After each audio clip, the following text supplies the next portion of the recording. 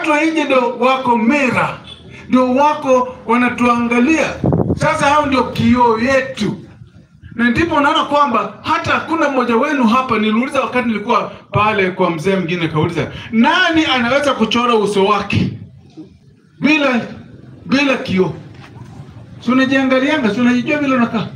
Unaweza nikwambia, chukua karatasi na wino na uchore, uniambie vile uso wako unakaa bila kuangalia kwa kioo na picha. Unaweza?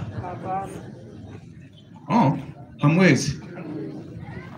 Unajua vile unakaa, ndio unaangalia kwa kioo na baadaye unasahau. Mbona wewe mwenyewe huwezi kuchora? Ukiambiwa chora huwezi.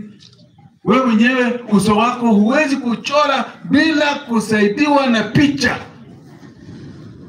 Haleluya. Siku ya leo, my friends, nataka mjue kwamba Mungu anapenda watu wote. Kama ungali ulimwenguni, Mungu anakukaribisha.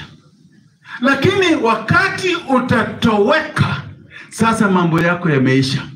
Kwa hiyo wachawi, kama uko hapa, nataka kutangazia ujumbe mzuri wa Yesu, ya kwamba Yesu bado anakupenda. Hata kama wewe ni muuaji, umeua watu na umepanga wengine wakuue, nataka kuambia siku ya leo uache, kwa sababu Yesu anakupenda. Na ukiwacha, huenda utaingia ufalme wa mbinguni, kwa sababu ulikuwa unaua watu kwa ujinga. Na leo ukiwacha, utakuwa mwerevu, na Yesu atakuachilia kwa rehema yake. Atasema ulikuwa unafanya mambo haya kwa sababu ulikuwa bado mjinga. Amen. Na si tu kwa kuua peke yake. Nyinyi ni watu wazima, mnaelewa nani nasema.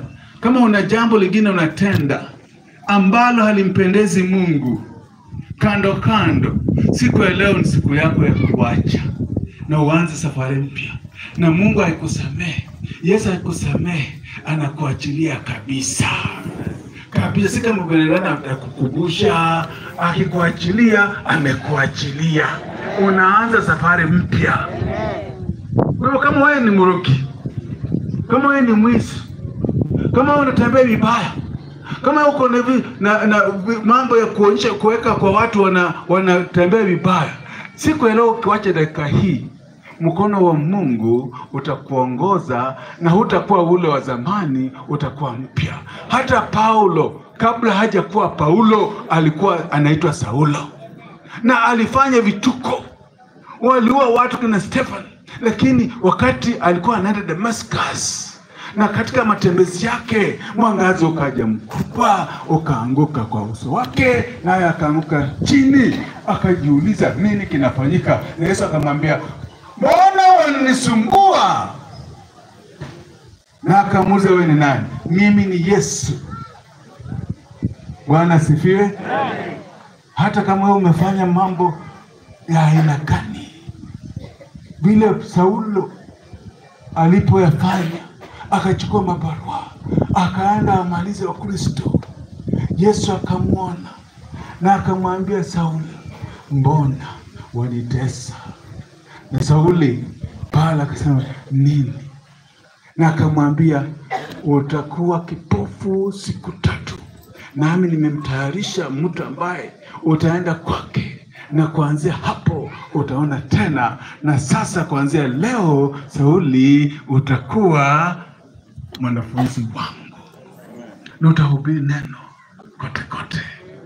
Wale ambao ni wachawi, mkiokoka siku ya leo, wala ambao mnatembea na mafanya vituko, mkiokoka siku ya leo, Yesu atautumikia na mtahubiri injili ya kweli. Na watu watashangaa na mabadiliko. Wala ambao mmeitwa masikini, siku ya leo ni siku ya wokovu na mtakuwa matajiri. Wala ambao mmedharauliwa, siku ya leo kwa injili ya leo, mkono wa Bwana utawaguza na mtakuwa na madharau, hamtadharauliwa tena, mtainuliwa. Kwa sababu mkono wa Bwana ukishika, haukufinyi uende chini. Mkono wa Bwana ukishika, unakuinua. Bwana asifiwe. Sasa watu wa kijiji hiki, nimekuja kuwakumbusha kwamba huu na siku